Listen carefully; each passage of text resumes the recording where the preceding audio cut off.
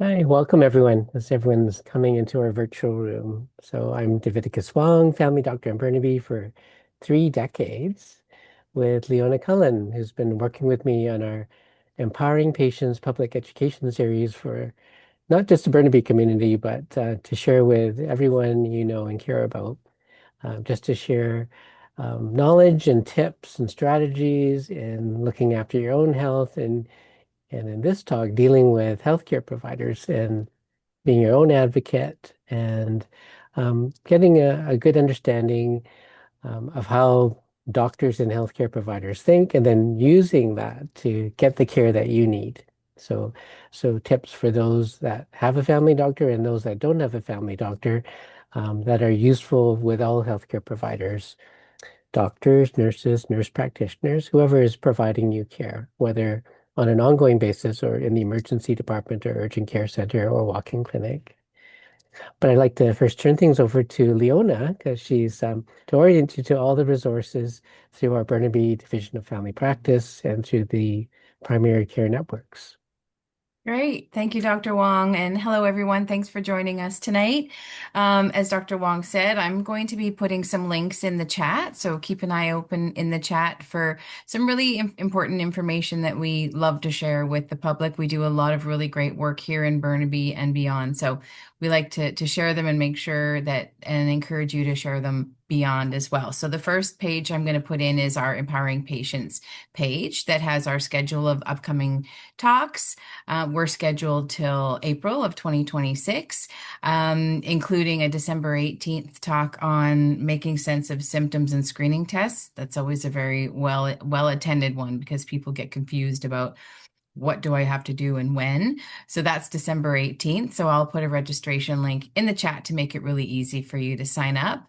There's also a link to our other resources page. So Dr. Wong is kind enough to share his presentations as well as create information sheets, so high level information sheets on each of our topics. So the one for this evening has been updated. So I'm going to pop that in there. And then if you are a Burnaby resident or if you're a BC resident and you're looking for a family doctor, I'll put a link to some information as to how to get on the provincial wait list or the Health Connect registry.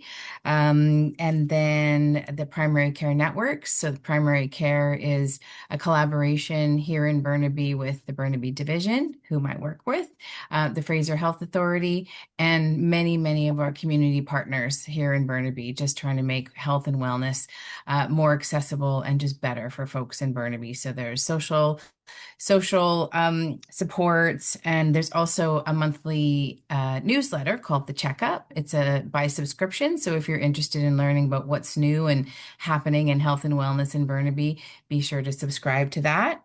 And then the last thing that will happen at the end of our presentation. So once Dr. Wong's all done, he's answered all your questions, and we close down the webinar, there will be a really short evaluation that we ask folks to fill out because the feedback is really helpful for us as we plan ongoing talks. So that's it. That's my spiel. I'm going to pass you back over to Dr. Wong.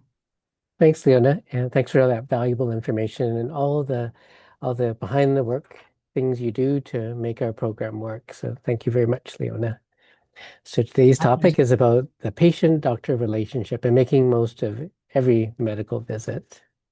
Brought to you by Division of Family Practice, which is the nonprofit association of the family doctors that serve the Burnaby community. So big question, why are we here?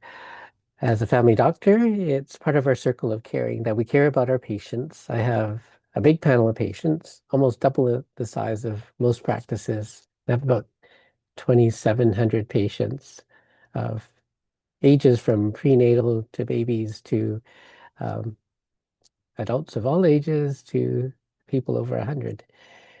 So I care about my patients that I have known over decades or years. And as family doctors, we care about our community. That's why we formed the Burnaby Division of Family Practice, not to just have parties and meet up and have courses together, but really to work with other community partners. So to improve the health of everyone, not just in the Burnaby community, but in all of society. And together with you, we care about the future. So family docs care about our patients and we care about our community. And beyond these talks, we do a lot of community events, including our annual walk with your doc, which is normally in the month of May, near the same time as Move for Health Day. So I usually start my talks with just talking about what is healthcare. And sometimes if you're watching TV or just the news, you think of what's going on in the emergency departments and the acute care hospitals. But as you know, most of the care goes on in the community, not just in family doctors' offices, but all the other areas where you get your health care and your wellness. And then who is most responsible for your health care? Who provides most of your health care? And even though I'm a family doctor, the answer is not family doctors, it's really you. We as healthcare professionals are here to support you, to give you support in negotiating and dealing with the healthcare system, giving you the knowledge that is in your own language that you understand to meet your needs, goals, and values. So we're here to support you and to share our knowledge from our perspective, but you are the expert on your life, and we are partners together to help you achieve your potential. So my personal philosophy is that real healthcare is self-care. The best predictor of your future health are the habits that we practice every day. So that's an ongoing theme of our Empowering Patients talk, the four foundations of self-care, what we can do every day to look after ourselves. That first foundation is what you eat, what you put into your body, as opposed to unhealthy things like cigarettes and drugs and alcohol and unhealthy things. The second foundation is what you do, physical activity balanced by rest. The third foundation is self-care, how you feel, emotional well-being. And finally, the fourth foundation is how we connect, healthy relationships. So these are major pillars of our talks, and you can find the presentations, the keynote handouts, and the actual videos of recent versions of these talks on our Empowering Patients website, on the division website. So the four foundations. So to be an empowered patient, what do you need for good self-care? We need unbiased health information, and that's why we kind of created this program, because there's a lot of information, but not necessarily objective, unbiased information. A lot of people on the internet and television shows are trying to sell something to you. Even a lot of the information that we get in the news is just sensationalized topic of the week, not necessarily what you need to do day to day to look after your health day after day, year after year. So we need to provide you with objective information so that you can live a healthy lifestyle, manage your health conditions, recognize the conditions you have, and how to get the care you need from the healthcare system. So you need support to achieve your personal goals, and we need a good um, relationship and communication between patients and healthcare providers. And I always call it the patient-doctor relationship, not the doctor-patient relationship, because it should be centered on the patient and your goals and needs. So there are infinite varieties of individuals, and of course, with the relationships as well. All are unique, but we all have one common calling, and that's your well-being. So doctors have their personalities as well. So whereas I'm perfect as everyone else, we have our own quirks. And of course, you may have come across a few quacks as well. So we're all different, but we all care in our own special ways. And we get stressed too. So you've heard a lot about physician burnout and why there is a shortage of family doctors, just because we do tend to work the longer hours. Um, so I'm still in my office. I'm still wearing my office clothes. And it's not just for show. I am still in my office. So I finish my day. I finished the last patient I had was at 6 p.m. First patient was at 9 a.m. Worked through my lunch, going through information coming in like lab results and writing referral letters, completing forms, renewing prescriptions, and continuing on with that after the last patient left until I had to give Leona a call and start our talk. So normally I would go home, have dinner, and do a couple of more hours of work on the computer, going through results that are coming in. So I get about 200 tasks every day, either lab results or reports coming in or requests for information. And then from that, generate a lot of forms that I have to complete and referral letters to follow up on the visits of the day and new information coming in. When patients go to the hospital or to the emergency or get an operation, we get a copy of that and we need to read it over carefully, make sure there's no follow-up information that we need to contact the patient about, and then file that into their records. So long hours, like 60 to 70 hours a week is kind of on the average. So, and the other stresses are the day-to-day stresses in the office. I'm sure all of you have waited for the doctor, so it's very difficult to always run on time, even if we intend to, because the problems patients present are very unpredictable, and they're not usually presenting just one problem at a time. Sometimes patients are unwell, sick, or they're more complex, and we need to spend extra time with them. So a variety of reasons why people can be stressed at the office. And then, as I mentioned, all the work we do behind the scenes after the office closed, our day is not over either. So writing reports for ICBC, for medical legal letters to lawyers about patients' cases, usually on their behalf, and applying for coverage for certain medications. BC has a pharmacare program called Fair Pharmacare. And at first I thought it was so that it's fair to everyone, but I think it was kind of a rating from fair to poor to good. So I think it's just fair.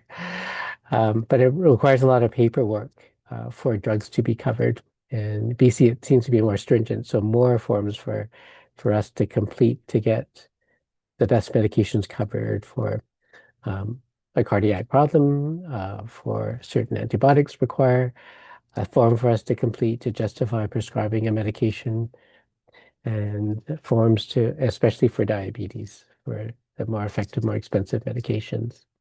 And all the test results are going through consultation letters, summarizing them, and calling on patients as well when they need immediate follow-up. And of course, specialists, if you call a specialist after hours, often they'll say the office is closed. It's a Friday. It's probably Friday morning. Office is closed for the weekend. You're open on Monday. If it's an emergency, go to the emergency department or call 911. Family doctors can't do that. Family doctors have to have an answering service that's going to page one of us. So we take turns being on call on the weekends, in the evenings after the practice is closed. So I'm in a call group with 12 other doctors. So we take our turn covering for people that have problems during the nighttime. They can call the office. If it's an emergency, that can't wait till the next day. So we can get disturbed in the middle of the night when we're on call. And I believe I'm on call New Year's this year as well. So I won't be staying up late um, at any parties for New Year's. I'll be on call in case there's any problems after hours. So family doctors are expected to always be on call for our patients pretty well 24/7. So we take turns in a call schedule. But it's a little bit different for other specialties where they can just put that answering service and tell people to go to the hospital. So it's that non-face-to-face work where you don't see us, that's the administrative burden that is not as much fun as actually seeing patients, which is what we studied in medical school and what we envision what medicine would be like. I never imagined that I'd be on the computer so like over 10 hours a day, every day, 7 days a week. And even a couple of hours while I was on vacation recently, I brought my computer along because I still had the same number of lab results coming in that I had to review every day. Yeah, so why would someone want to be a family physician?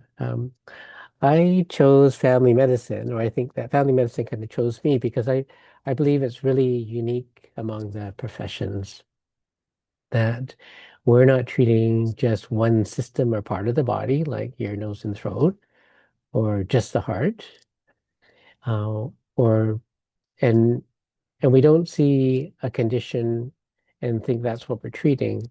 It's the whole individual we're treating, and we're seeing their conditions or problems in the context of their whole life and their values as they present it to us. And you hear that primary care, which is the work of family doctors and nurse practitioners, is longitudinal, that it takes place over time. Um, and that's very true. And that's how we build trust and a continuity of record so that we know what happened last year. And we have a list of the patient's chronic medical problems and allergies that we keep track of. But it's more than longitudinal because you could have another doctor filling in and still seeing the full record. Um, it actually has, I think of it as latitudinal too, that it has depth and breadth as well, that we see the whole person's life from that broader context, and the depth in that we seek to understand how the patient is experiencing his health circumstances as well. So I chose family medicine because it's unique among the specialties as having that relationship in that full context. And that way it is more holistic than the approach of just treating the problem that's coming up. And I chose to practice in Burnaby because this is where I grew up. When I was 10 years old, I was in Burnaby Hospital, the pediatric ward, for 2 weeks. Had been diagnosed with rheumatoid arthritis, but there's big exacerbation involved, fevers and rashes, more like a vasculitis with a lot of joint pain too. So I was hospitalized for 2 weeks, lots of tests, lots of blood tests, medications, a lot of discomfort, but really caring people, really caring nurses, and my own family doctor and pediatrician. And the care they gave me was very personalized. And I know they were treating the person, the kid, the 10-year-old kid. They weren't treating a disease. And I felt that personal support, and that really encouraged me to do something inspiring, gratifying like that someday when I grew up. I decided I wanted to be in healthcare so that I can gain the knowledge that I can help people that are distressed and uh, nourish them emotionally while I help them with their physical health as well. So, and as I grew up in Burnaby, it's giving back to the Burnaby community as well. So this is an actual picture of uh, my front office from our staff perspective. So my medical office assistant, when she's greeting patients, she sees this sign every day. The patients don't see it there behind the window when it's opened up. It says, treat every patient as a friend or family member. So that's not why they came up with the term family doctor and family practice, but this perspective kind of helps us have sympathy and empathy for the patients that might be distressed. And if we think of every patient and give them the same care and consideration that we would give to a best friend or a dear member of our family, then we know that we're doing our best for them. So I do refer my patients to the same specialists that I would want for my own family members, for my own kids, and for my wife, and for any of um, my siblings or siblings-in-law. Use the same degree of care, the same tests, and I want them done at the same degree of time. So that personal touch helps us to always think deeper and to know that we're doing our best. And it helps us sleep better at night to make sure that we've been doing our due diligence and giving good comprehensive care.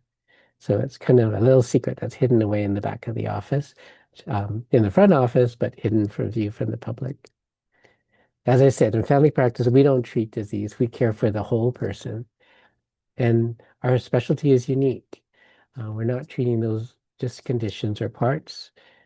And we're real advocates for our patients to meet the challenges of their lives. That's why a lot of lawyers don't want letters from family doctors, because we have to show that we're not being advocates for the patient when it's a legal document, that we're supposed to be objective and not to be rooting for the patient. So medical legal letters are a kind of a different role. So that's why a lot of lawyers in courts might treat a letter from a family doctor with a different weight, because they know family doctors are naturally advocates wanting the best for their patients. So we are kind of biased that way. As I mentioned, family practice is longitudinal, that over time we build trust and confidence in one another in both directions. And as I mentioned, latitudinal. So there's the depth of being informed by the patient's experience and the breadth of understanding the condition in the context of the whole life. And we empower our patients to transform their problems into goals. That's actually a little picture on the whiteboard in one of my exam rooms is turning our problems into goals because we all can focus on the problems, but the first step to healing and long-term growth and achieving our potential is to look for solutions and then kind of create the steps that we're going to take to get to those goals. So during the pandemic, there was a big change in how we connected with patients that so many of my patients, there's quite a few patients that I haven't seen in person for a couple of years. So, and there's a lot of things that are best assessed and diagnosed and treated in person as well. Um, so this goes for specialists as well as family physicians. I do get surprised with some of the consult letters that I've been getting.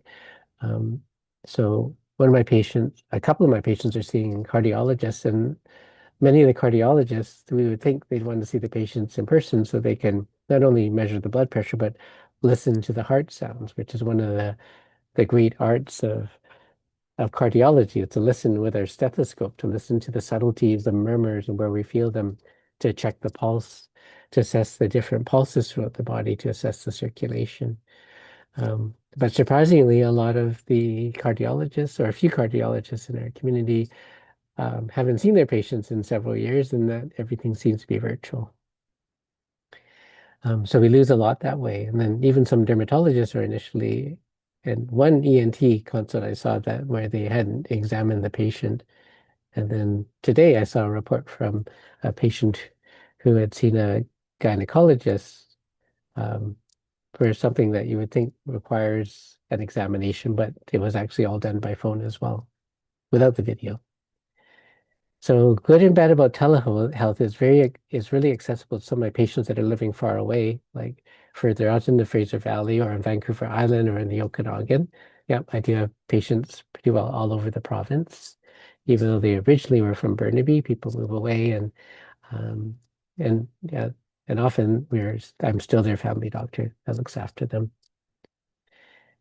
Yeah, and then people have been overloaded with information on the internet and the news. It's led to a lot of polarization, and it's quite a challenge to deal with the mask. So currently, there's no mask mandate in our office, but if people have respiratory symptoms, we ask them and ask them to wear a mask so that we don't infect one another. So, what are the challenges to the patient-doctor relationship? So, one obvious one is access, being able to find a family doctor. And then if you do have a family doctor, waiting for an appointment. And this also applies just trying to find a walk-in clinic that's open and waiting for your appointment with a walk-in clinic. So this has been a greater problem over the last couple of years with many walk-in clinics in Burnaby closing. A second problem is time. So many problems, so many patients, so little time in a day. Three is that basic communication, the language that we use, that the language we learn in medical school to describe conditions is very precise, but very scientific and not totally understandable to the person without um, experience in the medical fields. And then finally, the difference between doctor's orders and achieving the patient's goals. So how we set goals together.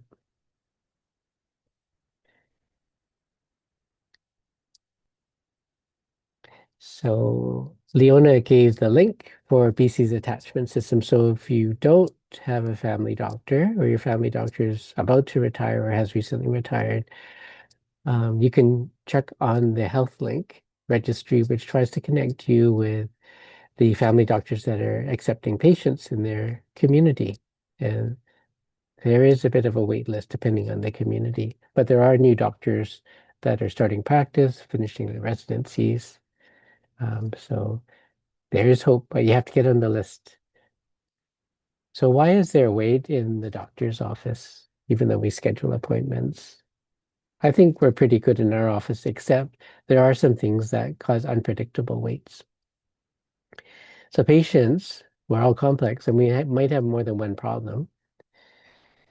So we do have the patient share with our staff, because they're trained healthcare providers, to disclose what they're coming in for, whether it's a skin growth they want to look at, or an injury, or assessment of some heart symptoms or respiratory symptoms.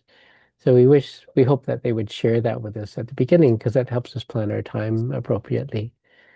But surprisingly, patients come in with extra problems, and kind of surprise us with things that are much more time consuming.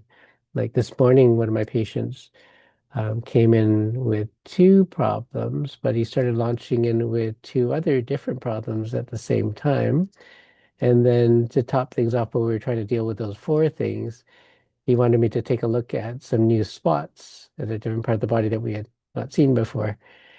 Um, so we got quite overloaded, and obviously went overtime, well over 20 minutes, and running behind for the remainder of the morning. So we need to assess. So it's important to share all your concerns, and so we can plan our time together to see how many we can deal with at this appointment, and make plans so that we can deal with the others in a timely fashion. So people might think that they're saving the system and saving money by seeing their doctor only occasionally, but bringing a whole pile of problems. Um, but that might force us to rush and to make mistakes, or it can cause the rest of the day to go behind schedule, and that might make us rush with other patients and make mistakes as well. We have also constant interruptions besides the schedule, constant calls and faxes from the pharmacy. If we have a patient in palliative care, from hospice or the hospice nurses, palliative care nurses, or we might need to have sent one of our patients to the emergency department. And when we do that, it's really important that we speak to the emerge doctor to tell them why the patient's coming in, the patient's past history. And to do that, we actually have to be on hold calling the emergency department until the doctor finishes with his patient in the emergency and can take the line. So it actually can throw us way behind, but it's something we have to do emergently to get the best care for the patients. That can happen a couple of times a week, and it's unpredictable when we might need to send a patient to emergency. And sometimes the patient's coming in for a follow-up of a regular common chronic condition, but they happen to have suffered some really terrible event or a loss, and we can't just deal with the problem and ignore their emotional response. And so we might have to do unexpected counseling, such as grief counseling. And the nature of our work. We're dealing with human beings, with health, and so that's infinite complexity, and it's always dynamic and unpredictable. That makes it exciting and always challenging, but it can be challenging on a busy, busy day. So let's talk about the list, which is, some doctors think it's a four-letter word, but it's important to have a list so we know what your concerns and priorities are, and we can work together to kind of create an agenda for what we can deal with at this visit, and then make a plan and schedule for how we're going to deal with the other things on the list. So it's good to know that with every problem or symptom that you bring to your doctor needs to listen carefully to your history and try not to interrupt you right away, and then ask her appropriate doctor questions. If it's a pain, what kind of pain is it? Is it burning? Is it tingling? Is it pins and needles? Is it a colicky, crampy pain? When did it start? What makes it better? What makes it worse? What have you tried for it so far? What do you think it might be? And we have to document every relevant detail from that history. And in addition, uh, when we're doing, we need to do a focused physical examination to assess the appropriate things to figure out what could be the potential cause of the problem. What is the diagnosis? Or what is the differential diagnosis? What are the many things that these symptoms you're describing could be? and then share what we think it might be, check it out with you to see if that seems to match with what you feel it is, and then come up with a plan for further investigation if needed and for follow-up and treatment. So with every problem, and that takes time and it takes a great deal of thought.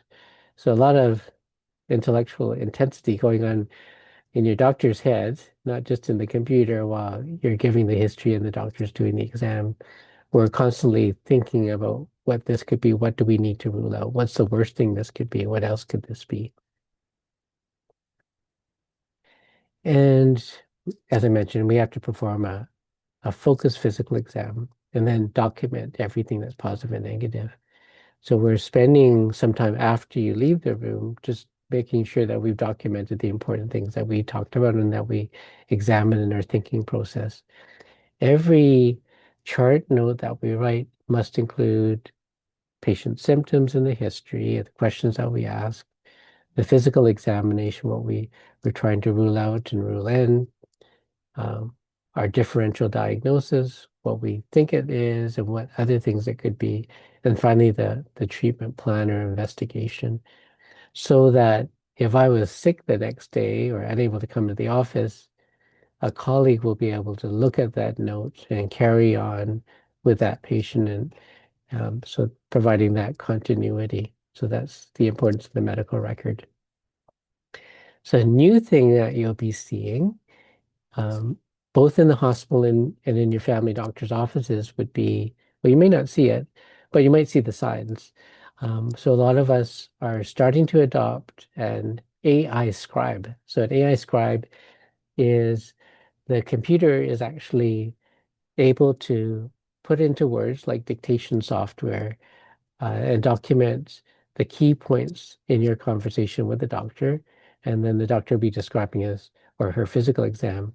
And then those key points would be documented as well automatically by the computer.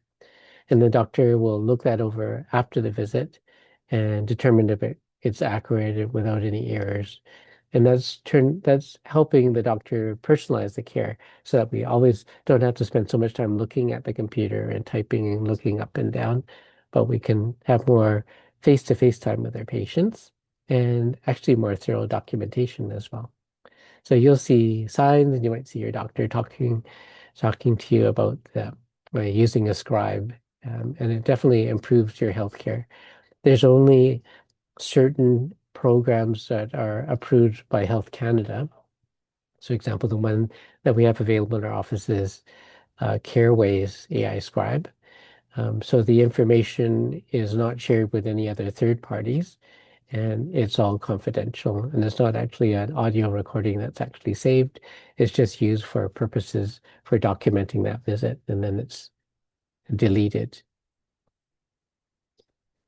And as I mentioned, with every problem that you bring in, even if you bring in 3 to 5 problems, we have to formulate in our minds a differential diagnosis and document that as well, and how we're going to roll that out. Even a little spot on the skin, we have to determine if that's a benign growth like lenticle, which is just a pigmented flat area, which is benign, not cancerous, or a seborrheic keratosis, which is a normal kind of stuck-on pigmented spot on the skin, or could it be a squamous cell cancer or melanoma? So we have to, even a little spot that you ask us to look at on the way out, by the way, can you look at this spot on my back? That actually requires a lot of thought and consideration and documentation. Otherwise, we may be rushed and not review things and remind you what things to look out for if there's a change. And with every problem, we have to formulate and communicate a plan for management, investigation, and treatment. And in our own minds, we have to translate from the language we learned in medical school and the language we use when we're reading journals and talking to one another into plain English that's understandable, and to make sure that you understand your choices, because you always have a choice following through on treatments or a treatment between different choices.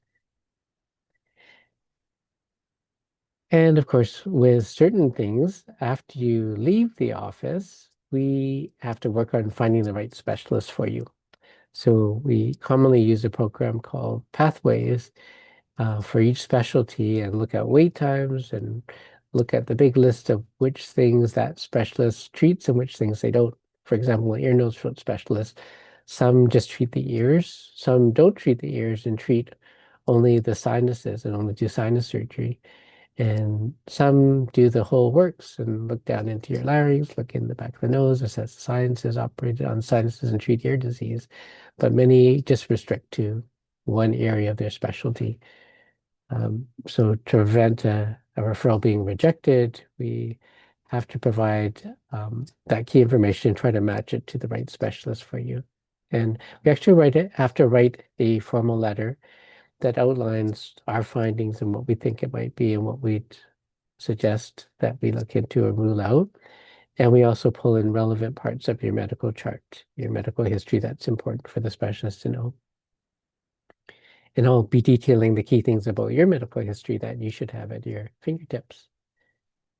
And the other things we're doing after hours is working on these piles of forms. I thought with computers we'd have a paperless office, but I don't think we'll ever see that. A lot of the forms are emailed in, but um, sometimes we're able to do it electronically, but often we have to write on these paper forms as well. But still, they still take the same amount of time.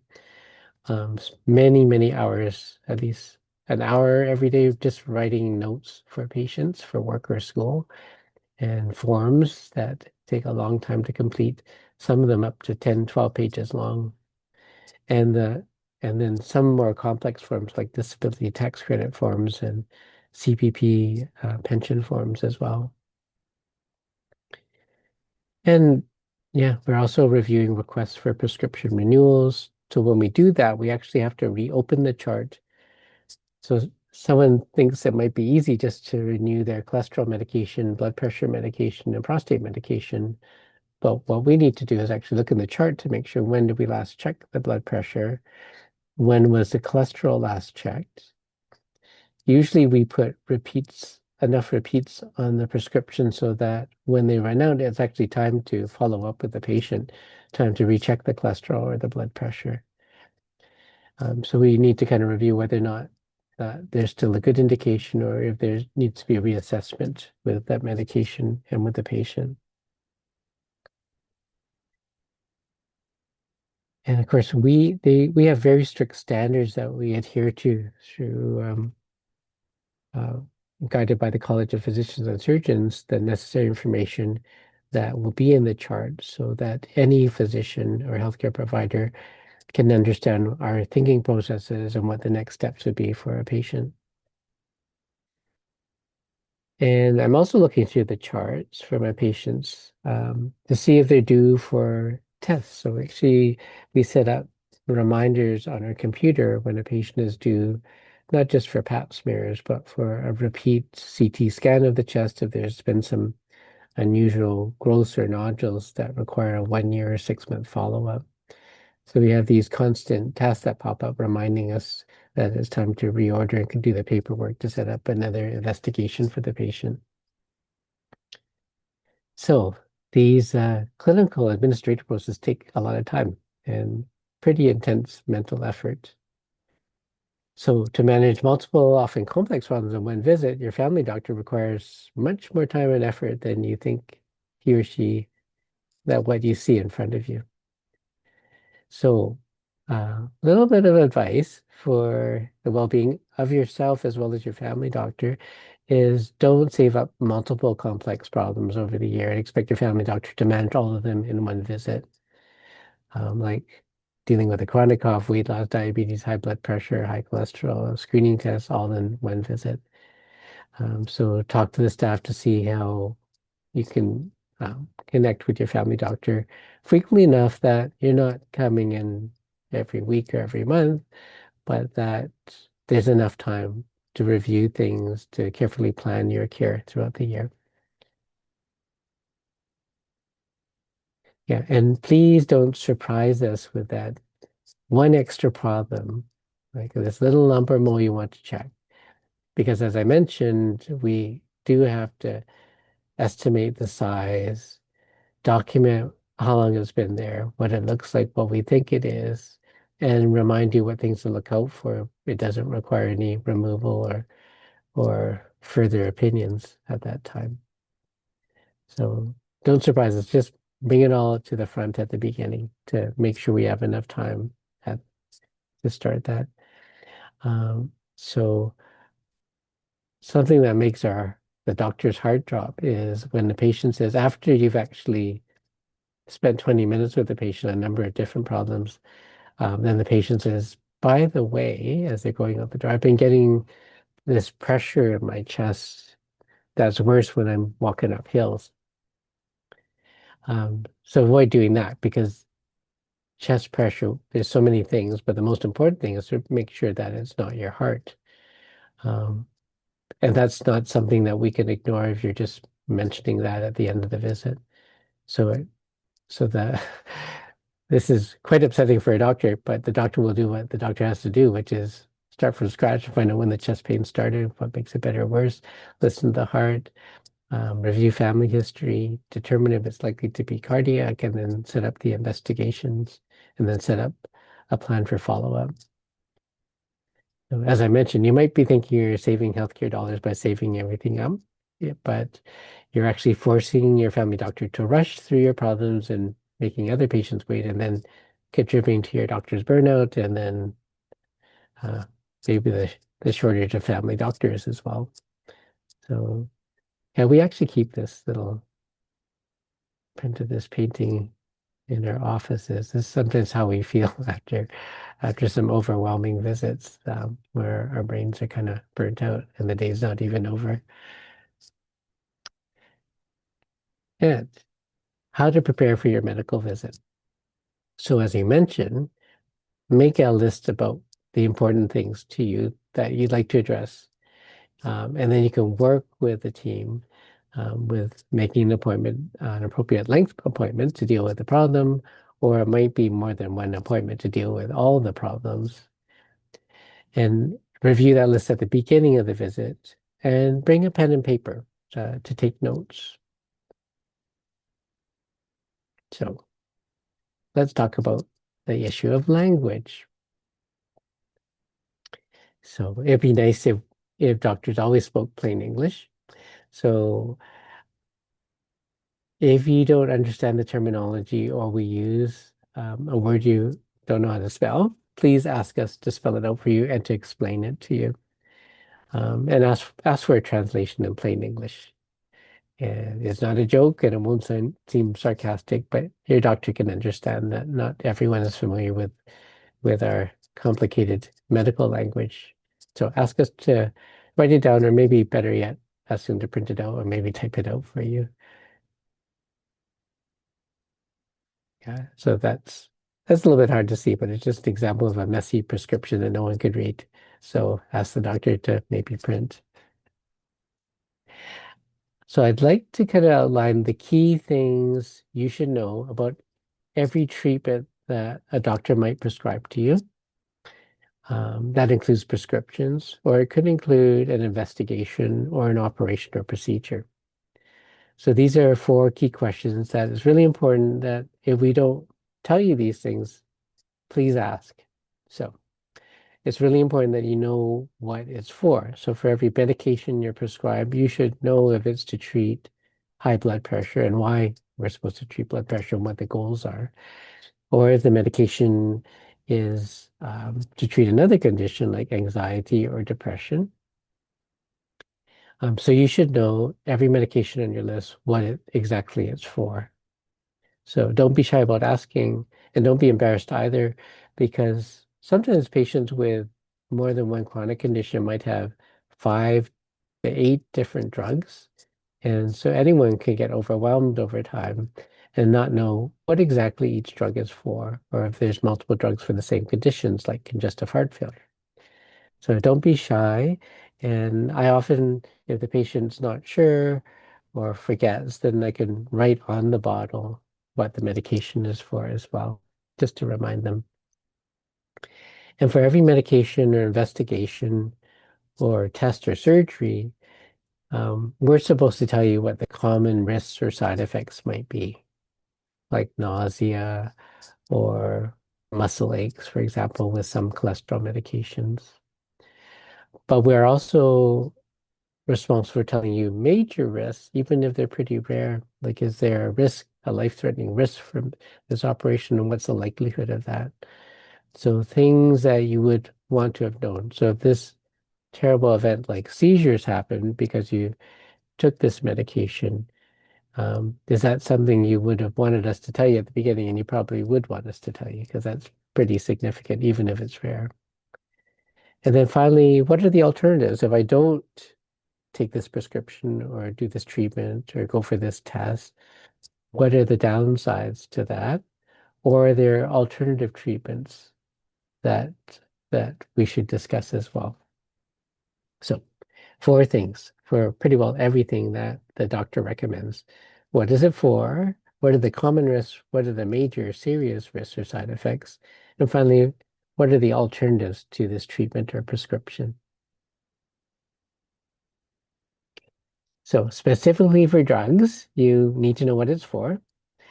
Need to know if it might interact with other medications, including your other prescription medications, including supplements and non-prescription medications, and foods that might interact. So that's important. If there's common interactions, you need to know about them as well, especially if they're relevant to what you're taking now. And for every drug, there's a brand name and then there's a generic name. So the brand name will be more of a catchy name like Crestor for rosuvastatin. Rosuvastatin is the drug name or generic name, and then the brand name is Crestor. So when a drug first comes out, the company that did the research and the marketing will have a catchy name like that. And then after a number of years, the patent expires, and then generic drug companies like Mint, MINT, and APO, they can produce the drug too. And often they'll put that Mint or APO or PMS as the prefix before the name of the drug. So a lot of patients don't actually learn the full name of the generic drug. They actually just remember APO or Mint or PMS, which doesn't help us. It just tells us what the company was, but it doesn't tell us the drug at all. So if you're not sure, the pharmacist or your doctor can show you which is the brand name and what's the generic name of your medication. So that's really helpful. So when I first started seeing the mint generic drugs come out, I thought, oh, that's funny. I didn't know they can have a mint flavored Alzheimer's medication. That's kind of cool. But actually, isn't a different flavor. That's just the generic drug company. And then the fourth thing you need to know about every drug is the dose. And that means the weight of the drug, the milligram usually, and the frequency, how often you're supposed to be taking it. It could be twice daily or once daily. It could be just at bedtime. So for every drug that's prescribed, what is it for? What does it interact with? What's the brand name or generic name? What dose do you take and what's the frequency? So you don't have to memorize them, but it's important that you have that written down for every medication. That's the key information. So sometimes you might go to a clinic or be in the emergency and the doctor is super rushed and you get the feeling the doctor's not really listening to you and wants to get you out of the room because he's super rushed. He's got some sicker patients in the next bed. And as I mentioned, when you're talking to your doctor or any doctor and the doctor's examining you and listening to your symptoms and the history of how you're describing the symptoms and doing a careful exam, we're working through this differential diagnosis, which is all the possible causes for your symptoms and problems, how we conceptualize things. And we're kind of creating a funnel that gets narrower and narrower to fewer and fewer possible diagnoses based on what we're ruling and ruling out in our minds while we're asking the questions and examining you. But if a doctor's in a rush, he or she might narrow down the funnel and come up with the diagnosis, which might not be the right diagnosis. It might be the most likely diagnosis or the most common diagnosis. So I'll give an example. quite a few years ago, a patient who is still my patient and she's still alive, thankfully, 20 years later, she had a colonoscopy the week before at a different hospital, not Burnaby. And she felt a little bit funny after the procedure, a little bit feverish, and told the nurse, and the nurse said, "Oh, yeah, yeah, you're probably just gonna be fine. Just take a Tylenol." And then later that evening, she had a sore throat, so she went to the emergency department and gave her history. She had a colonoscopy earlier in the day, and then now she has a sore throat. And the emerge doctor looked in the throat and examined her and told her, "Oh, you probably have a sore throat that's unrelated." So gave her amoxicillin, a penicillin antibiotic. And then when I saw her, she still had this sore throat, but she had a fever and she was quite a bit short of breath and tired. And I was thinking about the worst thing it could be because her sore throat wasn't better with the antibiotics and she was feeling unwell and short of breath. And when I examined her neck, I felt some crackling sounds. Felt the crackling actually, like Rice Krispies underneath her skin. So I recognized that as subcutaneous crepitus, which is ear that was underneath the skin.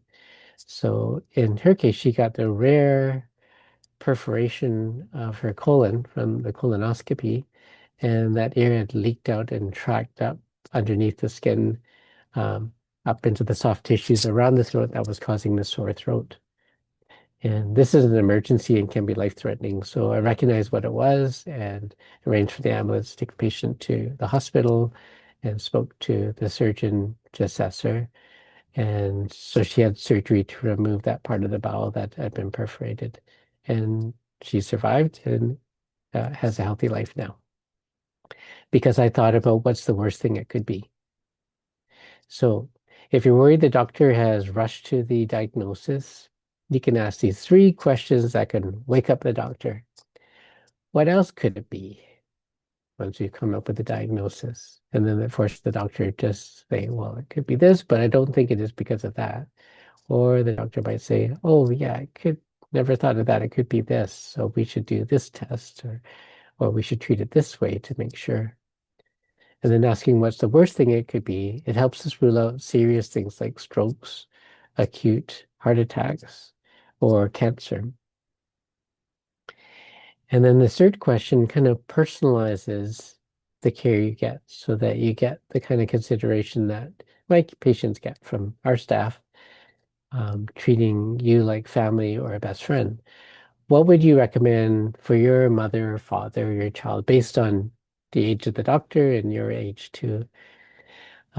So just kind of personalizing it to make them think, to recognize that you're somebody's parent or sibling or child or best friend, and to make sure that you get the same degree of thought and consideration that we would want for our loved ones as well. So three key awakening questions that can wake up a rush doctor from making the wrong diagnosis or rushing to conclusions. Now, let's talk about doctor's orders, but not really, because no one follows doctor's orders. We don't actually give orders.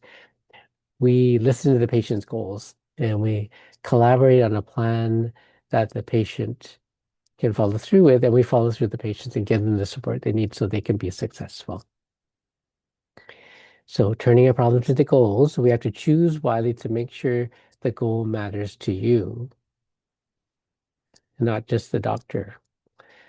And it's really important to visualize yourself having achieved your goal, whether that's feeling healthier, feeling more energetic, being more physically fit, more physically active. What does it look like to you when you've achieved your goal? And if you have a big goal of doing the sun run in the spring and you haven't even been walking every day, you should break down that goal into something more manageable. So rather than a 10K run off the bat, to start walking regularly, to start walking briskly, to increase the duration or the distance of your walk, to start with smaller goals that you could manage and then build upon them every few weeks. And then when you have a goal, to write down those goals, what do you plan to do? That greatly increases the chance of success by simply writing it down, that physically putting the pen or pencil to paper. And when you have a goal, you should make that goal very specific. So if your goal is to um, eat more fruit, to be kind of specific, what are you going to do to eat healthier? How many fruits per day? So it has to be specific and measurable. It has to be achievable, something you could do and something you can afford. It has to be relevant, important to you and your health because it um, will help reduce your cholesterol, give you extra nutrients, for example. And when you're going to start doing this new activity and when you're going to finish and check up and see how you're doing. And then you're going to evaluate how successful was I? What can I do to make it easier? And stepping forward, what will I continue to do? Or what will I do differently? And then finally, the T for team. Who can you share your success with, or who can you work with to achieve further goals or help them achieve theirs? And with every goal that we set, whether it's exercising more or meditating more for our mental health, or connecting better, or relating better, spending more time with our loved ones. Um, there will be roadblocks, like things that pop up in the schedule. There'll be things that get in the way of your regular runs or walks, like the weather, like snow. And there'll be roadblocks to eating better, like when you're in a rush. So kind of anticipate for those, what can get in the way. And enlist the support of a coach, which could include your partner, a friend, a neighbor, or your family doctor. So when we share our goals, we're more likely to achieve them, to have kind of a commitment partner that will be rooting for us and also expect more from us. So these are key things that you should have at your fingertips. So these are important things for your medical history you should have if you ever go on vacation, or even if you might end up in the emergency department. That could be any of us. Any of us could have an accident, end up in the emergency. So these are the key things that you should know from your medical history. So the first is any significant allergies. So the most important are allergies to medications. You could also include like allergies to foods. So those are relevant too, especially if there's severe reactions. But more importantly, if you have any um, severe life-threatening allergies like to bee stings or to certain odors or scents, it's really important to have that at your fingertips. And I mean at your fingertips, mean either on your phone as a little document or actually having a piece of paper that has all that information that's in your wallet or purse. Family history is really important. So if family members like parents or grandparents had died, what age did they die and what was the cause of death? And did they have any significant medical conditions like a heart attack or heart failure or particular types of cancer? So it's important to know what kind of cancer: colon cancer, breast cancer, prostate cancer, high blood pressure, diabetes, asthma. So those are important. Family history. What are the significant conditions that each family member? And of course, the most relevant would be parents and siblings because they share half your genes. And of course, children share half your genes too. And then more distant would be cousins and of course, grandparents as well. And when you say grandparents and cousins, is it on the mom's side maternal or father's side paternal? So that's important to have that little family tree about the family history. Some conditions like heart disease and premature stroke can be hereditary. At least the risk factors are. High cholesterol, high blood pressure, these are hereditary as well. And diabetes, type 2 diabetes, is hereditary. So that's relevant when family members are diagnosed. And certain cancers like colon cancer and breast cancer are often hereditary. But bear in mind, the majority of people that get breast cancer do not have a family history. Just those with family history of a first degree relative are even higher risk. So a lot of people think that they won't get breast cancer if they don't have family history. That's not true. And people can still get colon cancer even if they don't have family history, but those with family history need extra screening earlier at a younger age. So family history. And thirdly, any hospitalizations, major illnesses, or operations. So a lot of people have had a lot of surgeries. So it's important to have the actual name of the surgical operation. Like a gallbladder surgery is called a cholecystectomy, and the surgery to remove your appendix is an appendectomy. So these are important things to have in your list of past medical history. Like when did you have those operations? Also have a list of chronic medical conditions such as high blood pressure, high cholesterol, diabetes, asthma, chronic lung disease, inflammatory bowel disease, irritable bowel disease. So have a list of those conditions as well. Those conditions that for which you take medication to do regular follow-ups with your doctor. And of course, the list of medications that has the brand name or the full generic name of the drug, the dose in milligrams, usually, and the frequency that you take the medication. So that's really helpful, and even better to have the indication, the reason for each medication. So key tips for your medical history, your allergies, your family history, hospitalizations, major illnesses, operations, those big events, chronic medical conditions that you're dealing with all the time, and your current medications. If you don't have these at your fingertips, talk to your family doctor or their staff because they have that information. They may not be able to print out the copy, up-to-date copy right away, but this is part of your regular record that every family doctor has for every patient. They just might need to make sure it's totally updated before they give you a copy. But you could ask your family doctor if you don't have this information at your fingertips, or the staff can help you. I think it's really important, so we don't mind doing this for our patients.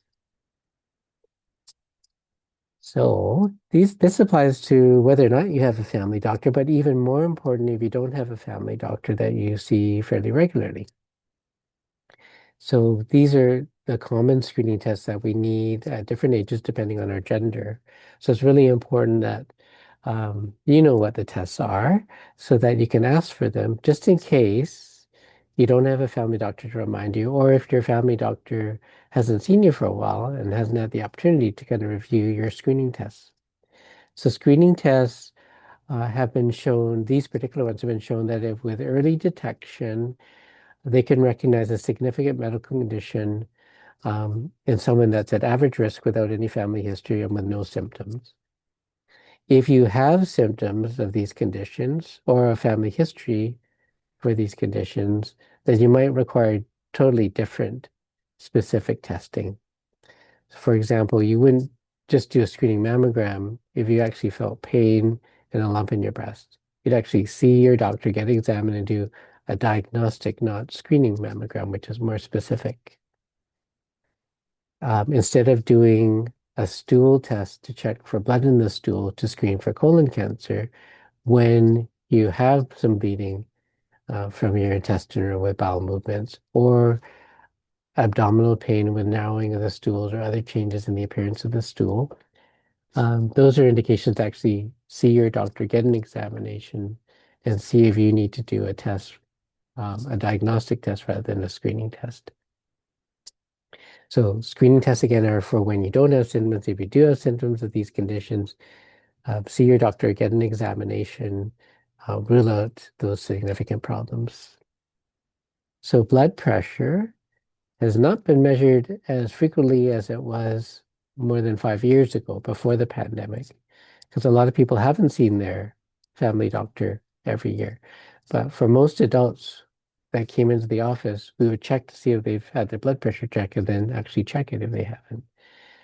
So, um, so the guideline for Canada is to check the blood pressure for adults over 18 at every appropriate medical visit, but a rule of thumb would be annually. And so it's not being done annually for many patients because they don't see their family doctor annually. And if they communicate with the doctor, often it's going to be virtual, video, or by telephone. So if you have not checked your blood pressure in the past couple of years, you could check it at the pharmacy, but we can't guarantee that every pharmacy has an accurate machine. And not every machine that people has at home is actually accurate as well. So probably good to see your doctor and get it checked periodically every 1 or 2 years if you can. The pap smear is the traditional test for testing for cervical cancer, cancer for that small portion at the front of the uterus called the cervix. So women 25 to 69 years, traditionally it's done every 3 years for women up to age 70, and then we can stop if they've been normal all the way through, at least over the last 10 years. And then the BC Cancer Agency contacts both the office as well as the patient when they're due to do the next pap smear, whether that be 6, 12, 24 months, or that everything is fine and do it in 3 years. But there's a new screening program that we do at the same time. So now when patients come in for their pap smears when they're due, we do the same examination, but we also on that sample, the cancer agency is checking for HPV, human papillomavirus. So it's the human wart virus. Certain strains are considered high-risk strains, and they cause virtually all cervical cancers. So the new way of screening, right now, I believe it's only in 3 provinces, so we're one of the lucky provinces, that this HPV can be checked also by women at home with an at-home screen with a swab that looks like a vaginal swab. So women will be getting, I've always been getting over the past year, in the mail, actually the swab, if they're due for their pap smear, that's been normal up until the last pap smear 3 years ago. They'll get a screening kit, and with that screening kit, they can put that back in the mail and they'll be tested for HPV. If it's negative, they'll be advised that they don't need to do another screen for 5 years. So when patients come in for the pap smear, we advise them that if you're under 55, then this sample is also being set for the HPV virus. If you're over 55, the cancer agency won't do the cytology part, like looking at the cells underneath the microscope, but instead they'll do the HPV test. And if the HPV test is positive, that means shows an high risk strain of the virus that increases the risk for cervical cancer, then they would go on to the more tissue sample, like the pap, or a more invasive test called a colposcopy with a gynecologist. So HPV screening, women 25 to 16 are eligible. And if you're eligible and we haven't had your pap in the last 3 years, you can contact this number or use this website to get the screening kit. But they're trying to contact women and send it to them as well. So it's actually fortunate because after menopause, the pelvic exam could be really uncomfortable from the lack of estrogen after menopause. So it might make some women not too keen about coming in for the pap smear. But when they know they can do the self-screen and that if it's a good sample, it's considered to be very sensitive and specific for those strains of the HPV virus, then it's made it more acceptable. So at least one of my patients this year who hadn't had a pap because of that discomfort, we ordered this screen for her, and it did show there's a high risk strain that needed to be further investigated. So screening for diabetes, the usual test is actually a non-fasting test called the hemoglobin A1C. And it's for people that are at high risk, depending on these risk calculators that you can find online, every 3 to 5 years, and every year for those at very high risk. For example, if someone very high at risk would be someone with family history of diabetes, higher body mass index, like overweight for their height, people that have high blood pressure, other risk factors for heart disease, people that have had gestational diabetes. So these different risk factors and age and gender kind of factor into these risk calculators to say if you should be checked for diabetes. But you can simply ask your doctor if you're due for a test for diabetes. Screening mammograms are for ages 50 to 70. every 2 years. But women at increased risk, like a family history of breast cancer, can do the screening mammogram every year. And the program is available for women starting at age 40, because the original program started at age 40, and then a number of years ago, they increased the age to age 50. But women 40 and over are also eligible, but they may not receive the reminder to start doing the mammograms until they're age 50. So I usually suggest to my patients over 40 to consider start doing their screening mammograms. And the main screen for colon cancer is the FIT test. So it looks like what you're seeing in the top right-hand corner. So it takes a tiny, tiny sample. This is just a few millimeters, that little green stick at the top.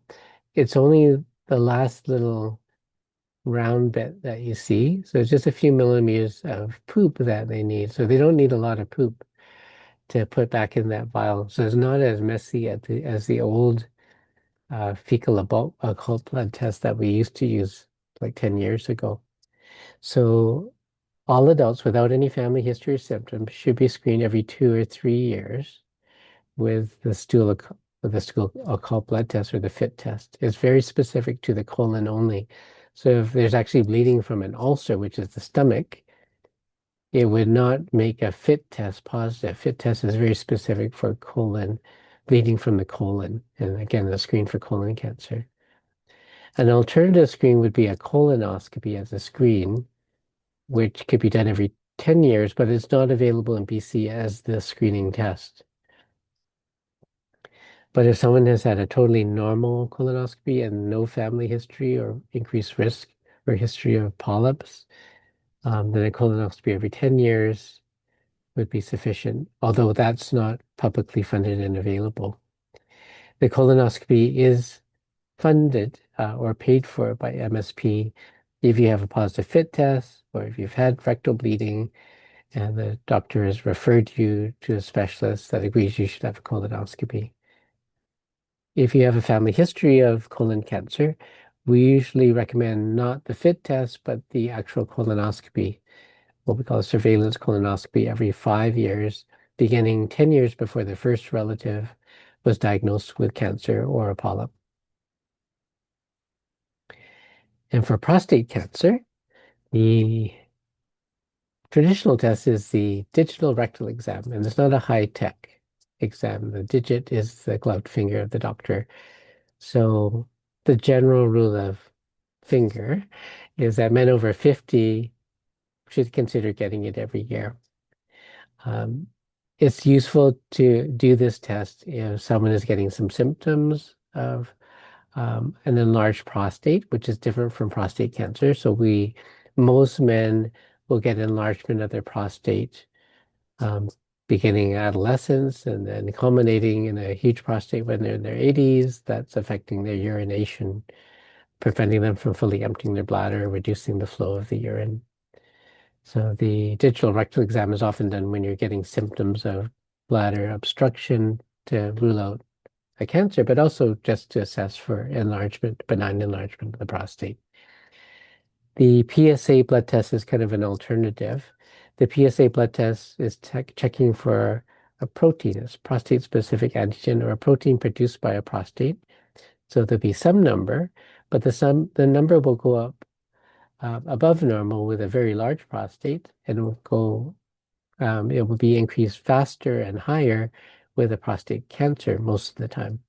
So it's often used as a screen over age 50 for prostate cancer.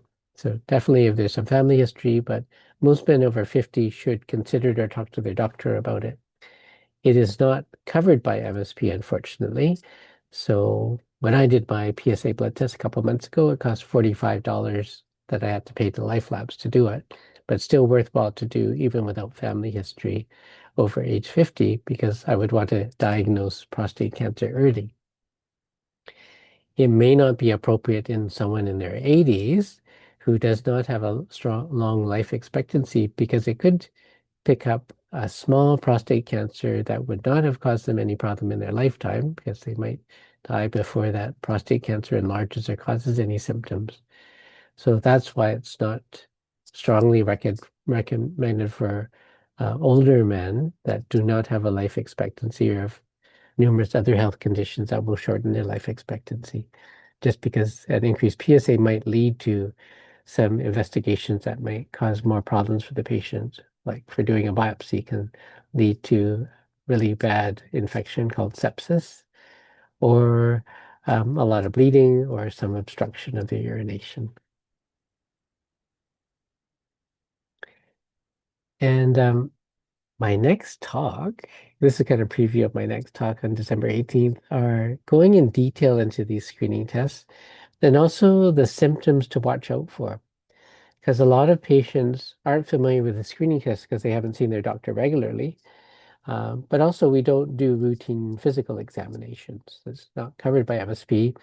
And the periodic health exam, which is the standard for what tests that Canadians should have for screening as part of a healthy, full, healthy, comprehensive healthcare, do not recommend routine physical exam in people that don't have any symptoms, simply because it's a waste of time and money and doesn't yield benefit to the patient.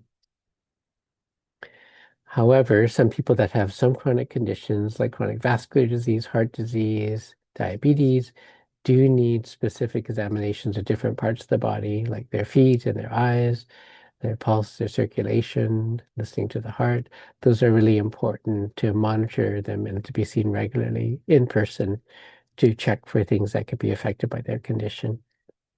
So if in doubt, talk things over with your family doctor about how often you should get things examined due to your family history or personal health history and chronic conditions. But traditionally, when we did complete physicals, we had a review of systems, actually going over not just the symptoms that a patient is complaining about, but the normal functioning and the symptoms that might indicate abnormal functioning of different organ systems in the body. So these are important symptoms that might indicate serious medical conditions that might bring you to the doctor or should bring you to the doctor to get more urgent care. So this will be our next talk on December 18th. So again, what is health? Is it the absence of disease? And is healthcare just the treatment or cure of disease? I define health, and this is more personal rather than the mainstream, as the optimal balance of the important areas of your life. And you're the judge of what those important areas are. And it's really based on what you value and where you find meaning in your life.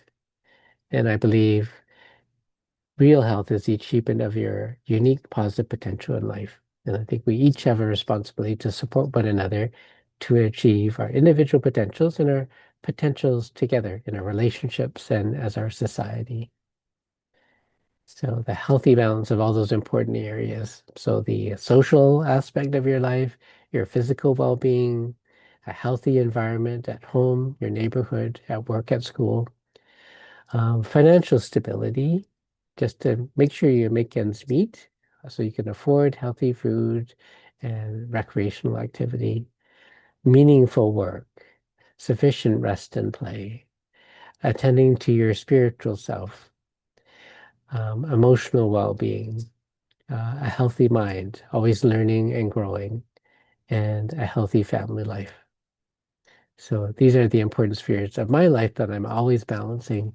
And at the center is my calling, what I do in my community, what I do in my office, in my practice, what I do after hours on the computer for my patients, and what I do after hours preparing these talks to educate my community as well, and to always balance all these important relationships in my life as well. So imagine you achieving your positive potential and all of us achieving our potential together, how much we can lift each other up and support one another and always growing and remaining healthy no matter what life brings to us. So I always encourage everyone that comes to our talks to think about 2 or 3 people or more that you care about, a neighbor, a friend, a family member who might benefit from some of the things we shared today. And I'm sure if you think about it, there'll probably be more than a few.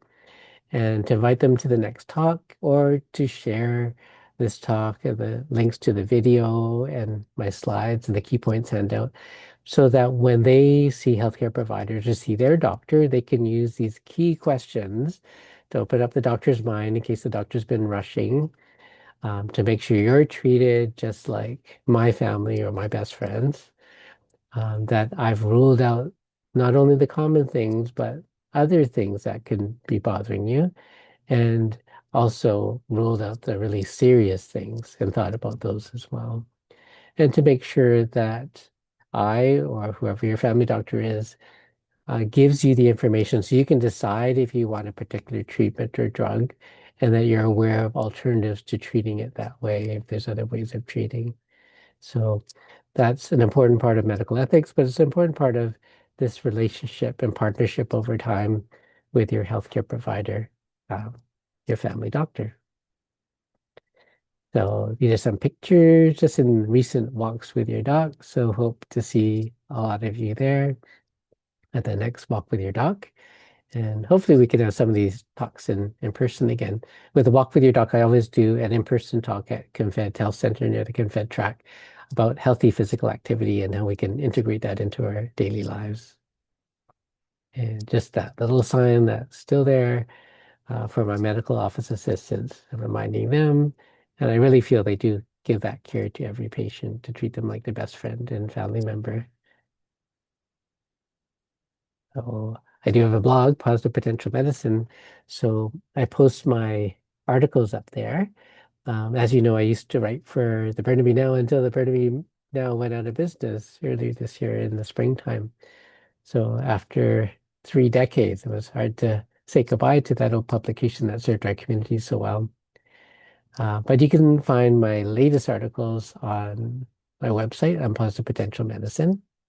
And of course, our division website for our next talks for the public. And yeah, sign up for the December 18th talk on symptoms and screening tests. So I've left some time.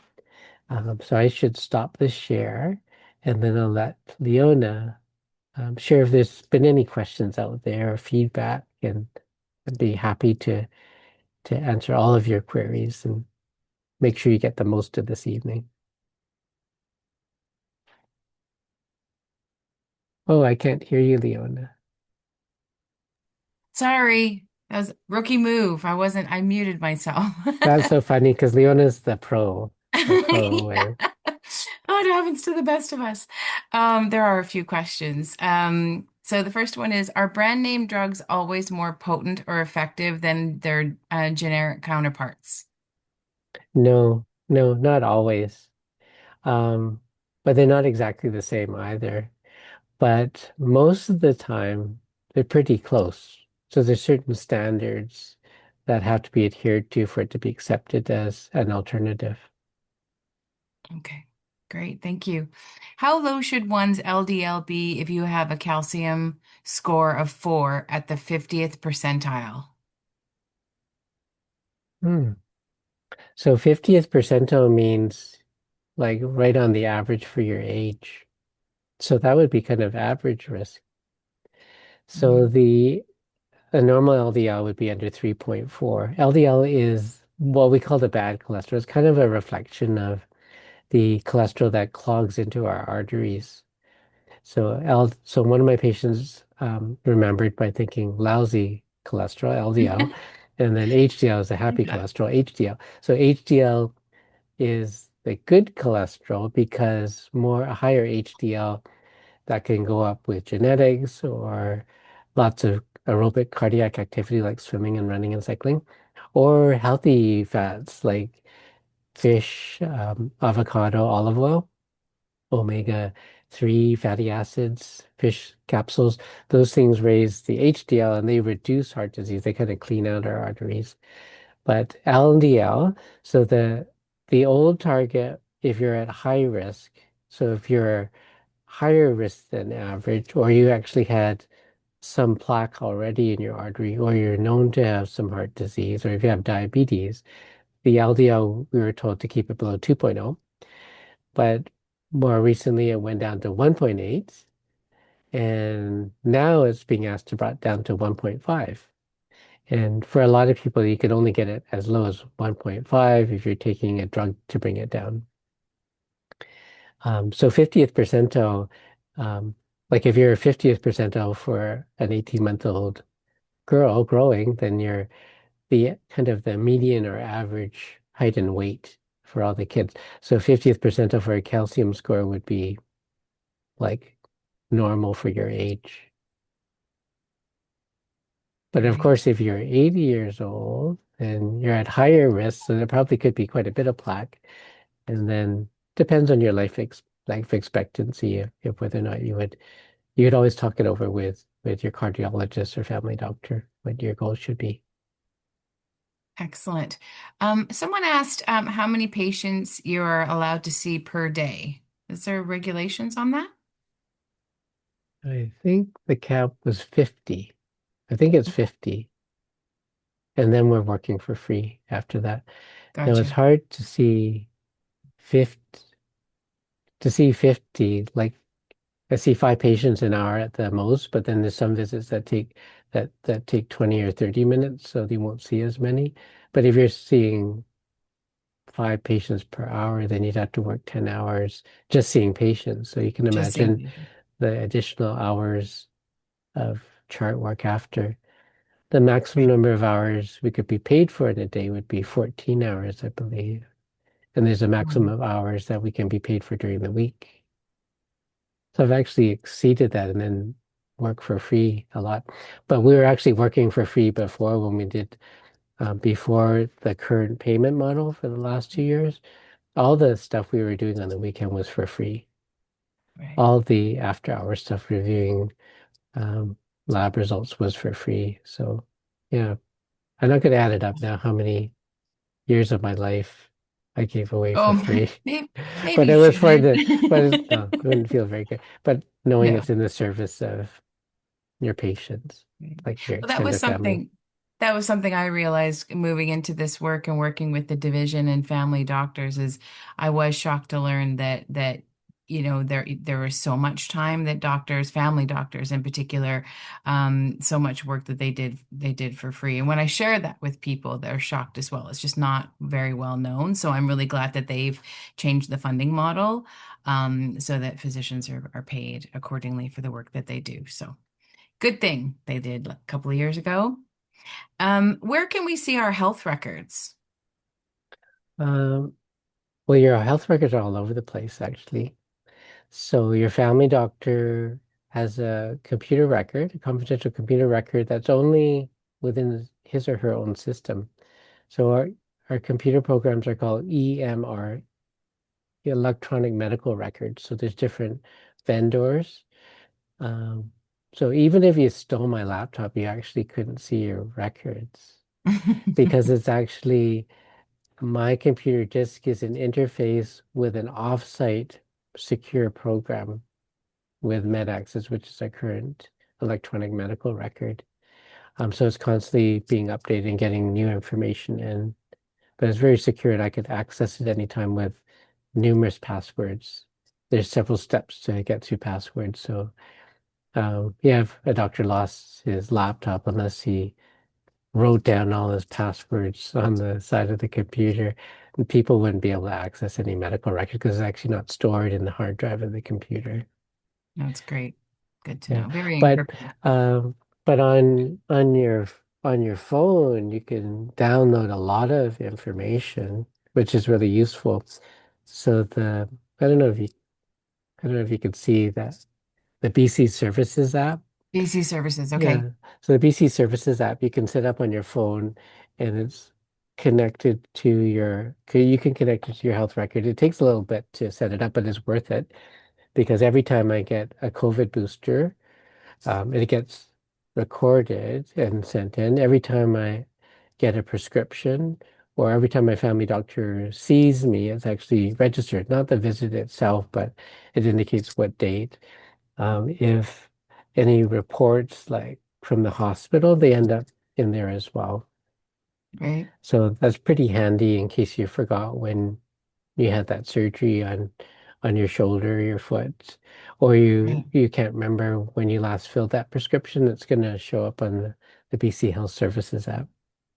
That's So great. worthwhile I'm gonna having check that. mine out. Yeah, because the Hmm. lab results come out there pretty quickly. So a lot of patients see their results and then they call in a panic because there's a little red mark because it's slightly Hmm. out of the normal range. So still requires us to interpret it for them to tell them if they need to worry about that. Right. Yeah.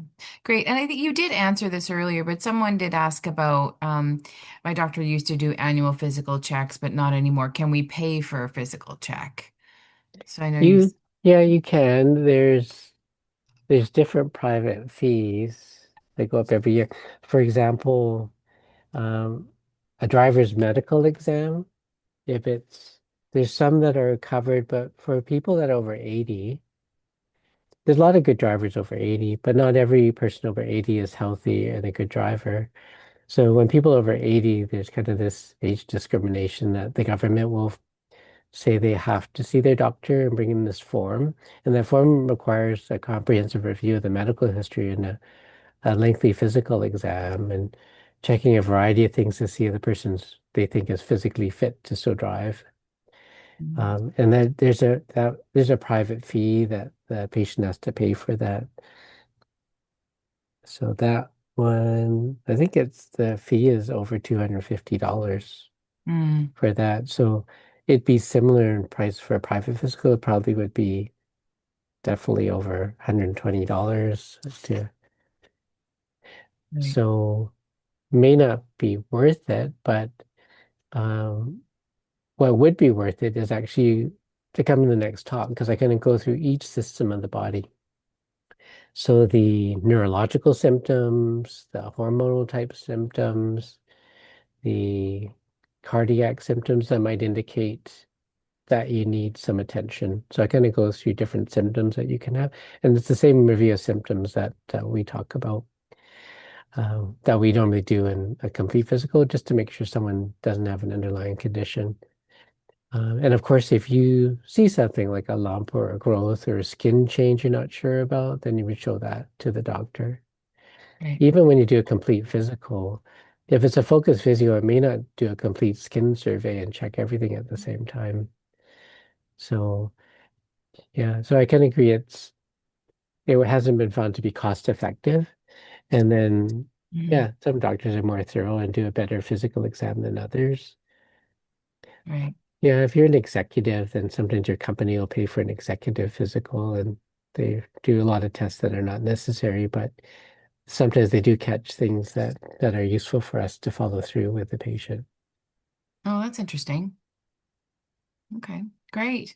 Do you think there will ever be a day when artificial intelligence can assist doctors in filling out forms and paperwork? Has that already arrived? And then the part two to that question is artificial intelligence increasing, decreasing, or having no impact on the quality of medical information that is readily searchable on the internet? Is it further helping or hindering medical professions and doctor visits? I Great think question. it's helping things from our perspective the way we use it because we're only going to be using things that are um, actually secure and confidential. So as I mentioned, the AI scribes that doctors are using now in clinics as well as in the hospital. It's basically like dictation, but it actually orders the information and it could actually make the doctor think differently about the differential diagnosis. So it Hmm. actually seems to be doing a little bit of thinking for you as well as not simply transcribing, it's actually organizing it because it's really informed by a lot of medical information. So yeah, I was surprised that the detail, there's a few areas that we need to kind of edit with each entry, but it Right, does enrich it as long as we're using it properly. The right. worst thing would be just to rely on that dictation and not even proofread it, because then you Yeah, haven't applied your own fine tuning, because there are errors with it as well. for sure. It needs some human eyes on it at the end, but it might Yeah. save a bit of time. Yeah. Yeah, we always see some crazy things when we look at dictations from the hospital. No It's doubt. Scary. It might be a bit scary. Based on what I've heard, not me, somebody's heard, you recommend us as patients to visit one question at each visit. No, I didn't say that. Yeah, because we're more complicated than that. So depending on the complexity of the problem, so to share all the things that are a concern to you, and then kind of work on agenda and what you can manage at this appointment, and then schedule time to deal with the other problems. So there could be 5 or 6 things that you can divide in maybe 2 visits, but it depends on the complexity. But I Right, can't see a doctor being able to manage 6 things in one regular visit and actually do a good job with that and not feel rushed and run behind. right. Excellent. If you call the number for self-cervical screening, how long will it take to get the kit, and do you need to go get it or will it be sent to you? They use the mail, so like Okay. Canada Post. Canada Post. And I don't think they'll go on strike for a while. Exactly. Fingers crossed. And that's it. That's our last question. Oh, well, thanks. Thanks, Leona, and thanks all of you for attending. Oh, no, that was great. Always informative for me. So thank you to folks who have come out. Like I said, we're just a few minutes late, but thanks for sticking with us. And when I do close down the session, there'll be 8 questions for evaluation really quick. Please feel free to share any feedback you have, especially where you hear about us. If you see a poster or if you get an email from me, yeah, it's just always helpful for us to know where our promotions are effective. So, and I will email you for the next session for sure. I'll send out an email to our mailing list. So if you're not on my mailing list, there's a field for you to fill out in the evaluation for you to add your email address. Okay, well, thank you all for being here, and thanks again, Leona, for making things so smooth. Oh, thanks. My pleasure, Dr. Wong. Always a pleasure. Anyways, thanks so much. And you guys have a great night. Okay, take care. Take care. Bye-bye. Bye.